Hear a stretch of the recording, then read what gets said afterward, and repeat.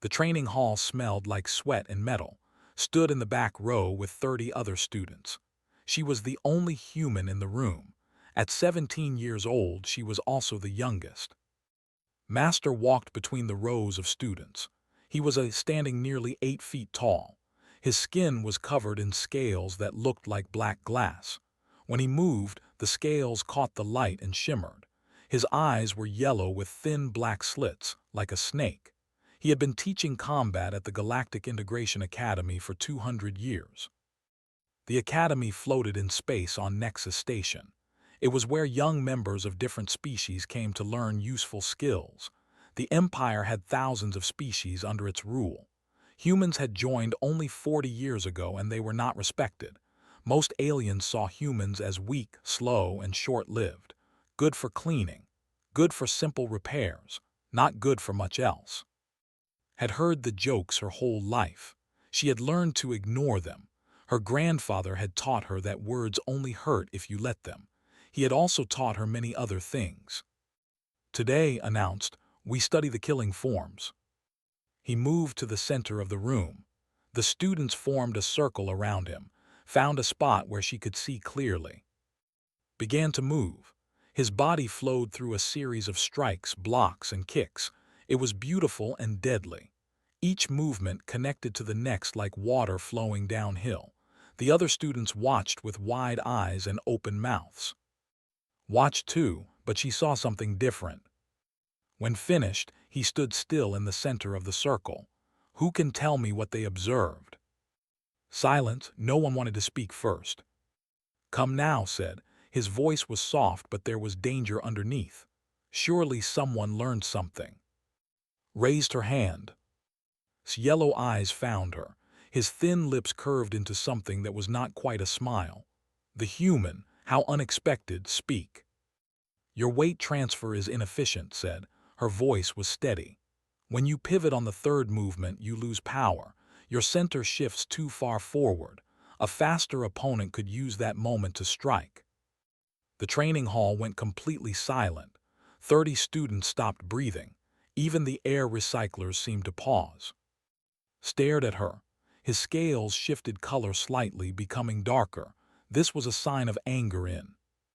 Is that so? He asked quietly. Yes, said. She knew she should stop talking. She kept talking anyway. The fourth form also has a gap. When your arm extends for the throat strike, your ribs are exposed for almost a full second. And where, said, walking toward her slowly, did a human child learn to critique 200-year-old combat techniques? My grandfather trained soldiers, said. She lifted her chin and looked directly into his yellow eyes. Real soldiers. He trained some of the Emperor's personal guard. Stopped walking, then he laughed. It was not a nice laugh. It was cold and sharp like breaking ice. The other students joined in nervously. A boy with 4 arms laughed the loudest. The Emperor's Guard, said. Humans have contributed nothing to the Imperial Guard. Your species barely qualifies for maintenance crew. Your grandfather was a liar girl, and you are a fool for believing him.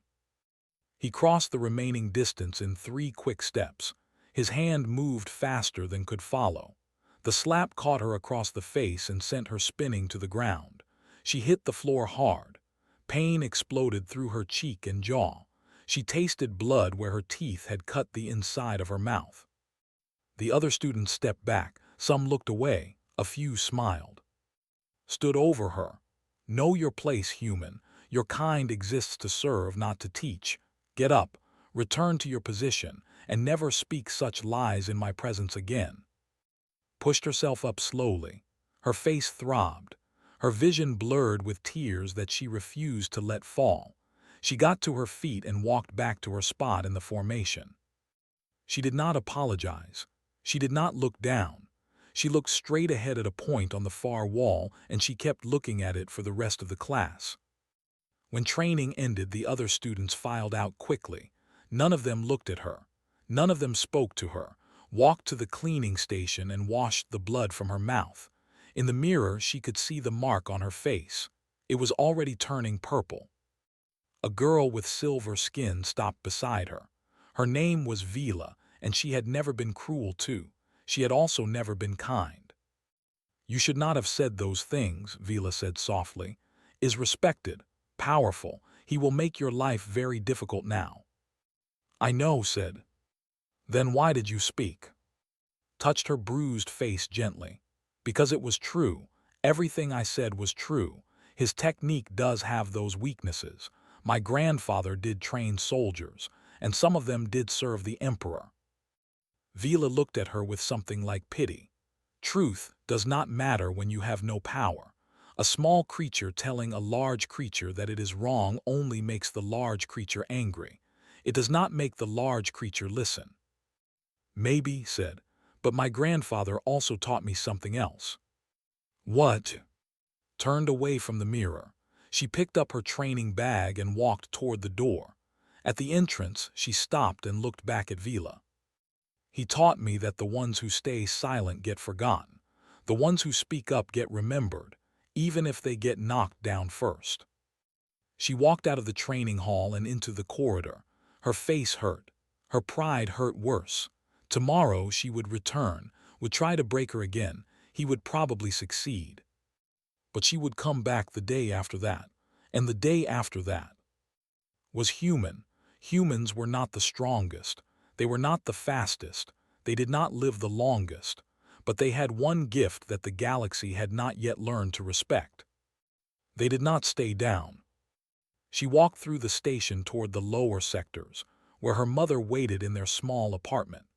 She walked past aliens who did not see her, past shops that did not serve humans, past signs in languages she could not read. And in her mind she heard her grandfather's voice, calm and steady as always. "They will try to make you small, little one. They will try to make you quiet. Let them try. Just keep getting up. Keep showing up. One day they will understand what that means." She did not know it then, but that day was coming. And when it arrived, it would change everything. 3 weeks passed after the slap. Each day was worse than the last. Had found his new project. Her name was, and he intended to destroy her. It started with extra drills. While other students rested, ran. While they drank water, she did push-ups. While they practiced in pairs, she faced 3 opponents at once. Called it special attention. Everyone knew what it really was. Punishment. The other students learned quickly to stay away from her. Helping meant getting noticed by. Getting noticed by meant suffering. So trained alone, ate alone, and walked the corridors alone. She did not complain. She did not cry. She showed up every single day. This made angry. "Again," he would say after she fell. "Again," he would say after she failed. "Again," he would say after her body screamed for rest, and she would get up and she would try again. The bruises on her body never fully healed. New ones appeared before old ones faded. Her mother cried when she saw them, told her it was fine. She told her it was normal. She told her that she was learning. She was not lying. She was learning, just not the lessons intended. One afternoon paired her against a student named Vox. He had 4 arms and stood almost 7 feet tall. His species was known for strength and aggression. He had been laughing at since the first day. "Try not to break her too quickly," told him. "I want this to be educational." Vox smiled with all 3 rows of teeth. "I will be gentle, master." The fight began. Vox attacked with all 4 arms swinging. Each strike could have broken bones. He was fast for his size, powerful beyond measure. The other students expected the fight to end in seconds. It did not. Moved differently than they had ever seen her move before. She did not try to block Vox's attacks. She was not strong enough for that. Instead, she flowed around them. She was never quite where Vox expected her to be. His fists hit air. His grabs closed on nothing. And then she started hitting back. Her strikes were small, quick. They targeted places that other fighters ignored: a nerve cluster under the arm, the soft tissue behind the knee, the pressure point where the neck met the skull. Each hit did little damage on its own. Together they added up. Vox's movements became slower. His left arm started to droop. Pain flickered across his face. "Stay still," he roared. Did not stay still. She ducked under a wild swing and drove her elbow into a spot just below his ribs. Vox gasped and stumbled. She grabbed one of his arms as he fell forward and twisted. The joint made a horrible sound. Vox screamed. "Enough," shouted. Released the arm and stepped back. Vox collapsed to his knees, holding his nearly dislocated shoulder. The training hall was completely silent. Stared at her with his yellow eyes. His scales had gone very dark. "Where did you learn that?" "My grandfather said." She was breathing hard, but her voice was steady. "Your grandfather was a liar," said, but there was something new in his voice, something that might have been doubt. "What you just did, that was not imperial technique. Those were not standard forms." "No," agreed, "they were not." "Then what were they?" Wiped sweat from her face. "Human technique. My grandfather called it practical combat. It was designed for fighters who are smaller and weaker than their opponents. It focuses on weak points, on angles, on using the enemy's strength against them." "There is no such thing as human combat technique," said. "Humans are not warriors. You are maintenance workers, cleaners, nothing more." "My grandfather trained soldiers," said again. "He trained them to fight like this, and they were very, very good." His hand twitched. For a moment thought he would hit her again. Instead, he turned away. "Class dismissed," he announced. "Report here at dawn tomorrow, double training." The students filed out. Vox limped away, supported by two friends. He did not look at, none of them did. That night sat alone in his quarters. He pulled up student file on his. The information was sparse. Name, species, human, age, 17 standard years. Father, deceased. Cause, mining accident, station Theta 7. Mother, occupation, sanitation worker, station Gamma 12. Grandfather, Samuel, occupation, starship mechanic, retired. Current residence, Nexus Station, lower sectors. Read the last line 3 times. A mechanic. The girl's grandfather was a simple mechanic, not a soldier, not a warrior, a man who fixed broken engines in the part of the station. He smiled. Tomorrow he would end this fantasy once and for all. He would take witnesses. He would find this old mechanic and expose him as the nothing he surely was, and then would finally understand her place. He set down and went to sleep, satisfied with his plan. He did not know that the file was incomplete. He did not know that some information was hidden behind security clearances higher than any he possessed. He did not know that the word mechanic was sometimes used as a cover for other, more dangerous occupations. He would learn. In the lower sectors, Samuel finished repairing a small transport engine. He wiped the grease from his hands and sat down heavily. His bones ached. His joints hurt. He was getting old. His communication device beeped. A message from: "Coming home late, Grandpa. Extra training again. Don't worry about me. I remember what you taught me. Getting knocked down doesn't matter. Getting back up does. Love you." Samuel read the message twice. Then he closed his eyes and remembered a different time. A time when he had been young and strong. A time when powerful beings had bowed their heads to him. A time when the Emperor himself had called him Master. Those days were gone. He was just an old mechanic now. That was what he wanted. That was what he needed. But he had heard rumors. Someone was making his granddaughter's life difficult. Someone was hurting her. Someone thought that humans were nothing. Samuel opened his eyes. He looked at his grease-stained hands. Hands that had fixed 10,000 engines. Hands that had also done other things. Things he tried not to remember. "I hope you know what you're doing, little one," he whispered to the empty room. "Because once some doors open, they cannot be closed again." He stood and returned to his work. There were engines to fix. Simple problems with simple solutions. He had learned to appreciate simple problems. The other kind were much more painful for everyone involved. The lower sectors of Nexus Station were not beautiful. The corridors were narrow and dim. The air smelled of recycled oxygen and machine oil. The walls were stained with decades of neglect. This was where the lesser species lived, the ones who cleaned the floors and fixed the pipes and did the work that no one else wanted to do. Had never visited the lower sectors before. He walked through the corridors with his scales pulled tight against his body, as if the poverty around him might be contagious. Behind him walked 6 witnesses. 4 were students from his advanced class. 2 were junior instructors. All were here to watch him expose a lie. Walked in front of them all. She had not been given a choice. When had ordered her to lead them to her grandfather's shop, she had simply nodded and started walking. "Is it much further?" asked. His voice dripped with disgust. "No," said, "just around this corner." They turned the corner and found a small repair shop. It was wedged between a recycling plant and a water treatment facility. The sign above the door read, "Repairs," in faded letters. Through the dirty window, they could see an old human man working on an engine. "This is it?" one of the students asked. He was a young, eager to please his master. "This is where the great trainer of the Emperor's Guard lives." The others laughed, allowed himself a small smile.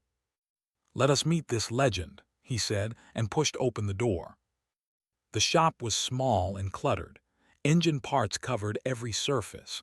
Tools hung from the walls. The smell of grease and metal filled the air. In the center of the room, Samuel looked up from his work. He was old. His hair was gray, his face was lined, and his hands were stained with decades of mechanical work. He wore simple clothes that had been patched many times. Nothing about him suggested power or importance. Smile grew wider. "So," he announced loudly, making sure his witnesses could hear every word, "this is the legendary warrior, the trainer of the Emperor's finest soldiers, a mechanic in a dirty shop in the part of the station." Samuel set down his tools slowly. He looked at the aliens filling his small shop. Then his eyes moved too. She stood near the door, her face bruised, her posture stiff. "You hit my granddaughter," Samuel said. It was not a question. His voice was calm, almost gentle. "Stepped forward. She told lies about you. I am here to demonstrate the consequences of speaking false." "She didn't lie." The words were simple. Samuel did not raise his voice. He did not move aggressively. He simply stood up from his work stool and faced the visitors. And then something changed. Had seen her grandfather work on engines. She had seen him cook dinner. She had seen him read books and tell stories and fall asleep in his chair. But she had never seen this. The old man who had always seemed slightly tired and slow now stood perfectly balanced. His shoulders shifted slightly back. His weight settled into his feet. His hands hung loose at his sides. Nothing dramatic happened. No sudden movements. No threats. But every alien in the room felt it. It was like standing at the edge of a very high cliff, like swimming in water that suddenly got cold and deep, like looking into the eyes of a predator that had decided you were interesting. The young student stepped backward. His hand moved toward the weapon at his belt. "I wouldn't," Samuel said mildly. The student's hand stopped. He could not explain why. His body simply refused to complete the movement. Scales rippled across his entire body. This was an involuntary stress response. He had not experienced it in over 100 years. His instincts, honed through 2 centuries of combat, were screaming at him. Danger, they said, predator, run. But he was master of combat, instructor to thousands. He would not run from an old human mechanic. "What are you?" he asked. His voice was not quite steady. Samuel wiped his hands on a rag. "Retired." "That is not an answer." "It is the only answer that matters." Tried to regain control of the situation. "I have seen your file. You are listed as a mechanic, nothing more. You are." "Files can be changed," Samuel said. Records can be hidden. The Empire is very good at keeping secrets when it wants to.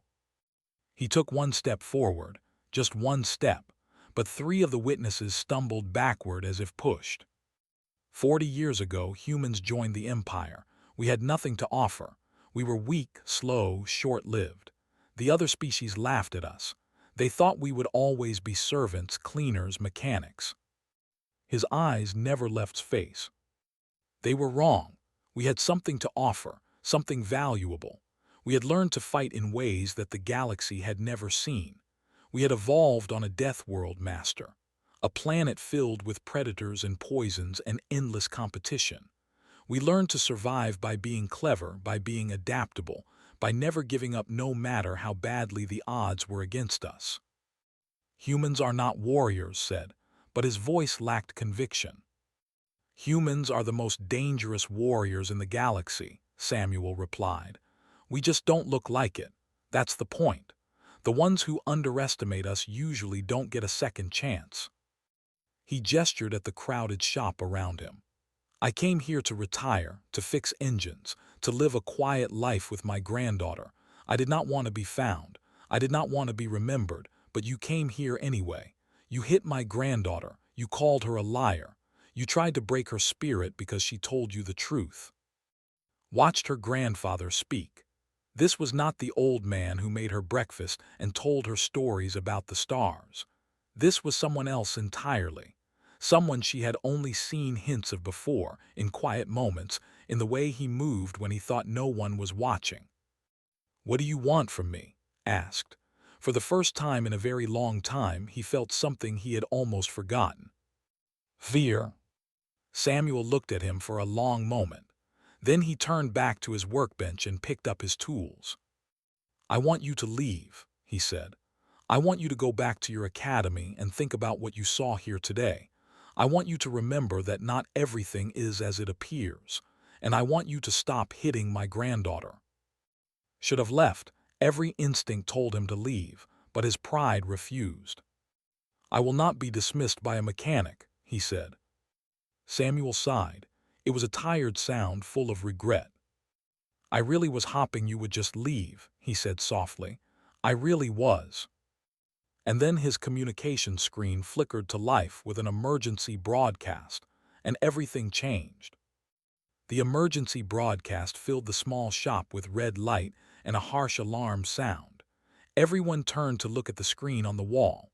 The image showed a massive starship with a hole torn through its side. Smoke and debris floated in the space around it. "Breaking news," the announcer said. "The Emperor's personal cruiser has been attacked. I repeat, the Emperor's personal cruiser has been attacked. Early reports indicate multiple casualties among the Imperial Guard.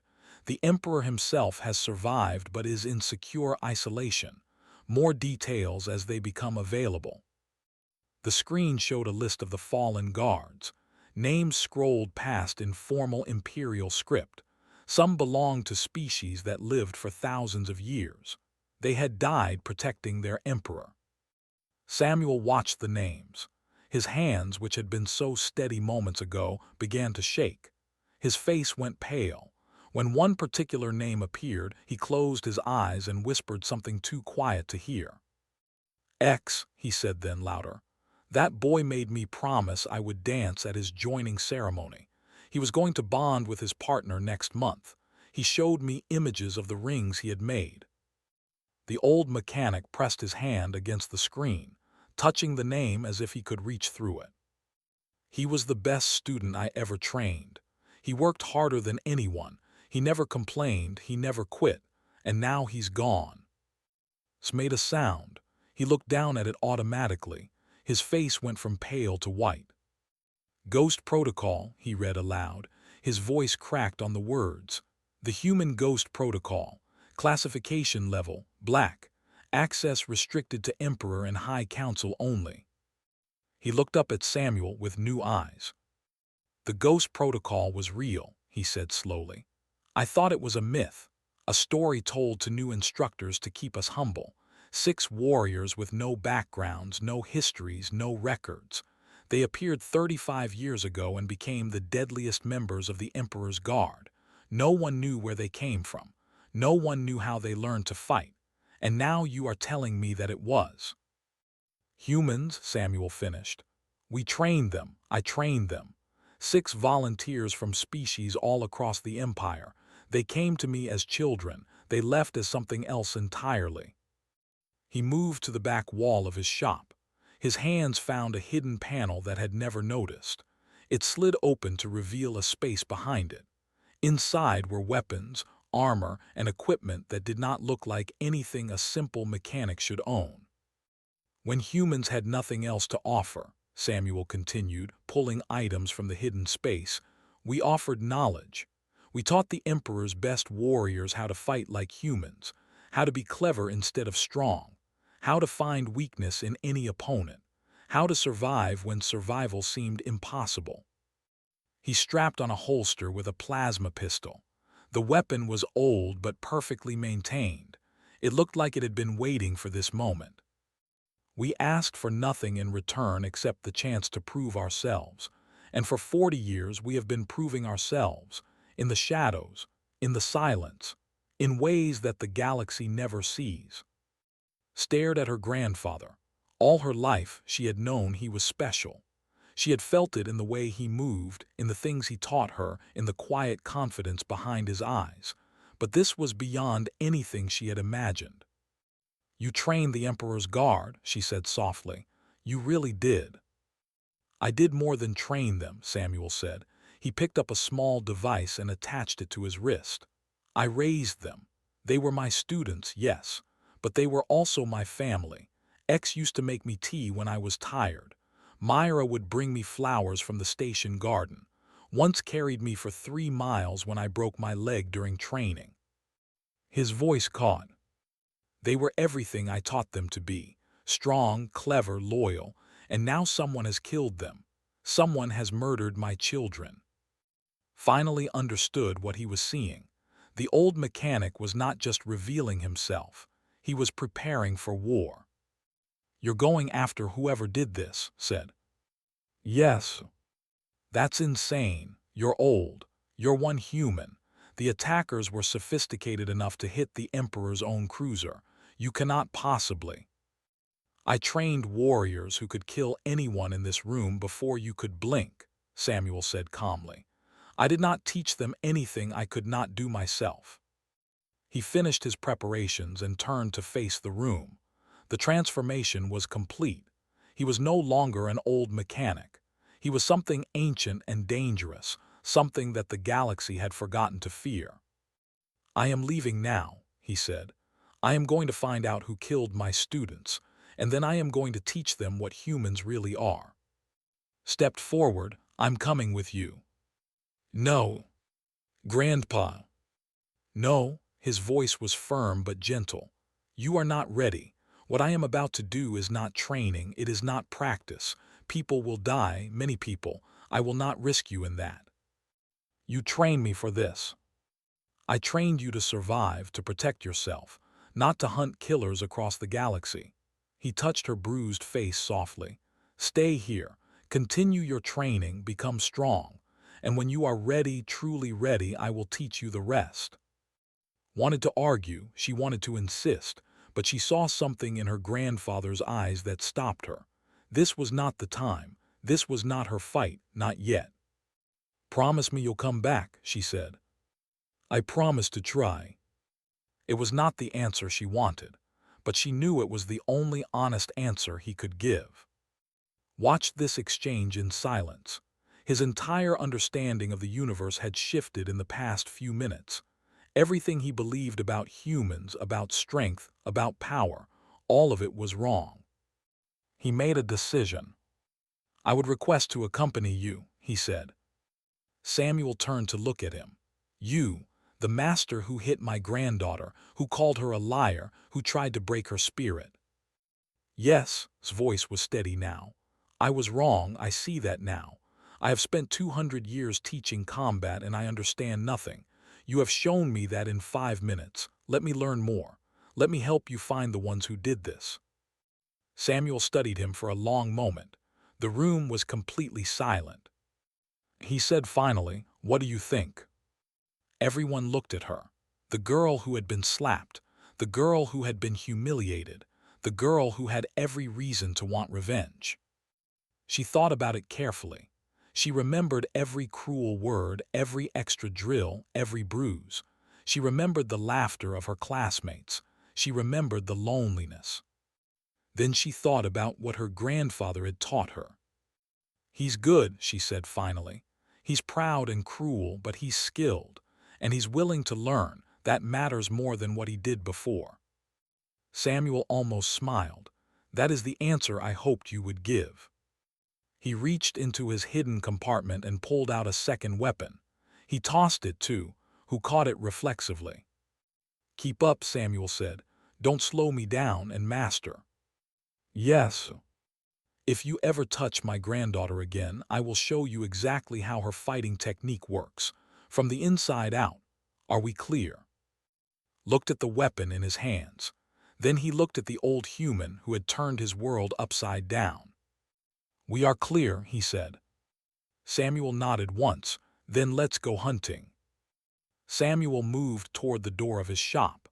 Behind him, and the witnesses stood frozen, still processing everything that had happened. The emergency broadcast continued to play on the wall screen, showing more images of the damaged Imperial cruiser. Before Samuel could reach the exit, did something unexpected. He lowered himself to one knee and bowed his head. "Master," he said formally. Samuel stopped and turned. "What are you doing?" "I am offering the gesture of respect. It is given to those who have demonstrated true mastery. I have not performed this gesture in 170 years." The other in the room gasped. To witness such a gesture was rare beyond measure. To see it given to a human was unthinkable. "Stand up," Samuel said quietly. "I don't need your bows, I need your skills. We have work to do." Rose, his yellow eyes held something new, not fear anymore but genuine respect. "I have spent 2 centuries believing I understood combat. You have shown me that I understand nothing. I am ready to learn." "Learning will come later. First, we find who did this." Samuel activated a device on his wrist. A holographic display appeared, showing a map of the station and the space around it.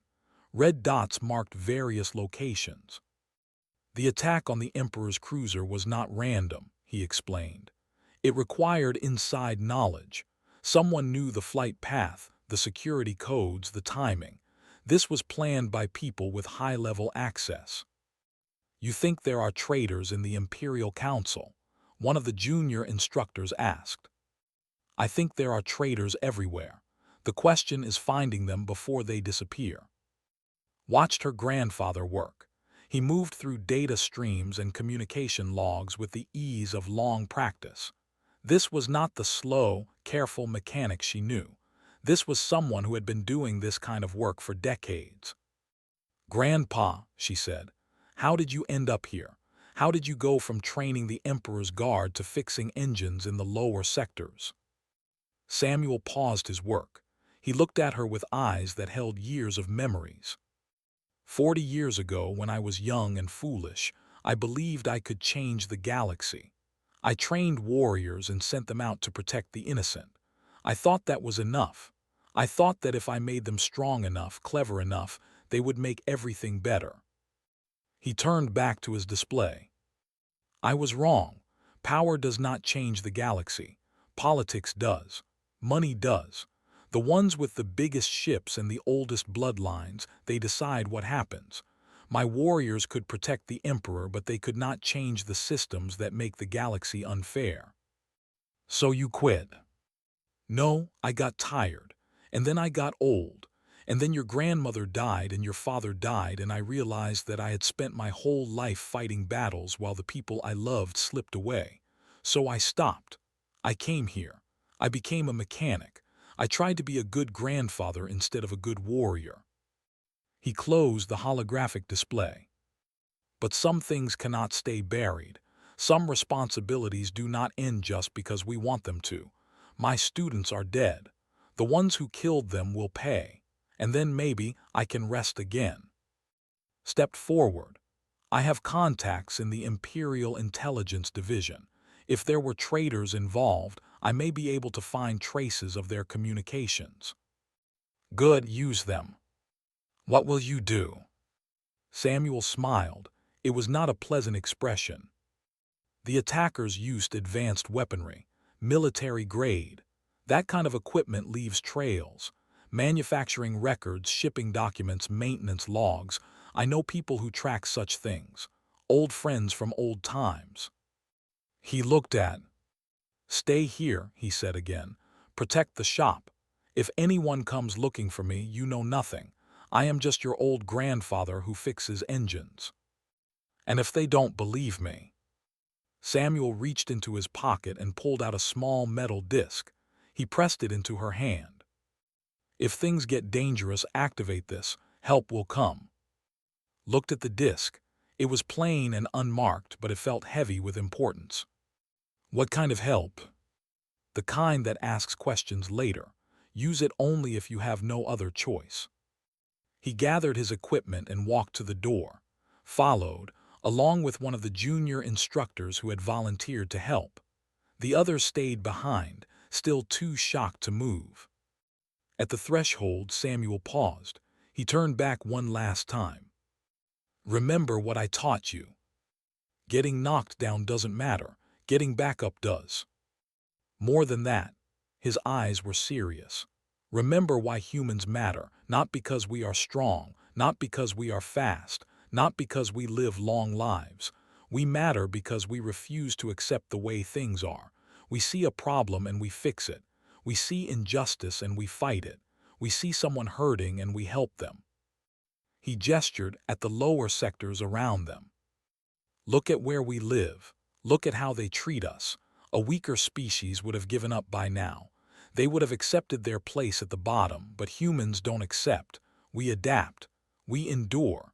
We keep pushing forward no matter how many times we get knocked down. Is that why you train the Emperor's Guard? To show them we matter? Partly, but also because it needed to be done. The Emperor is not perfect.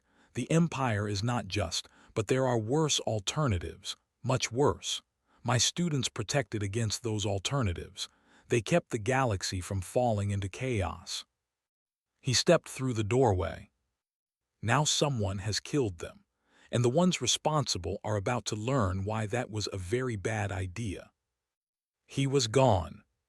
Stood in the empty shop, holding the metal disc her grandfather had given her. The witnesses slowly filed out, whispering to each other about what they had seen. The young student stopped beside her. I am sorry, he said quietly, for laughing at you for everything. Looked at him. He was young, scared, completely out of his depth, just like her. It's okay, she said. You didn't know. No, but I should have been better anyway. Your grandfather. He showed us what real strength looks like. It is not about size or power. It is about refusing to give up, about protecting the people you love.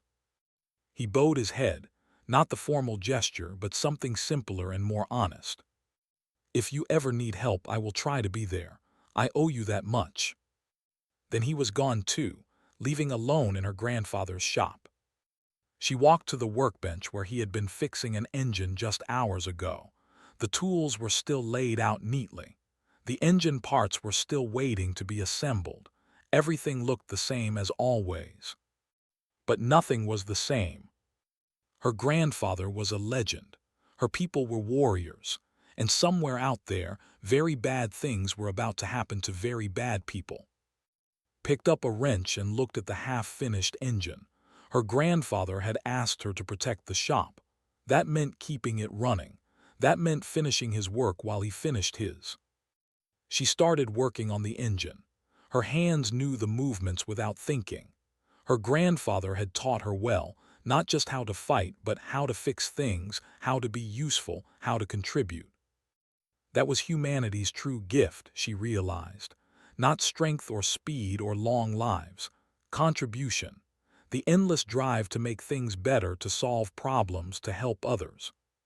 Her grandfather was out there hunting killers. She was here fixing an engine. Both were important. Both mattered. She worked late into the night, and when she finally slept, she dreamed of stars and ships and an old mechanic who had taught an empire what humans were really worth. The hunt had begun, and humanity was done being underestimated.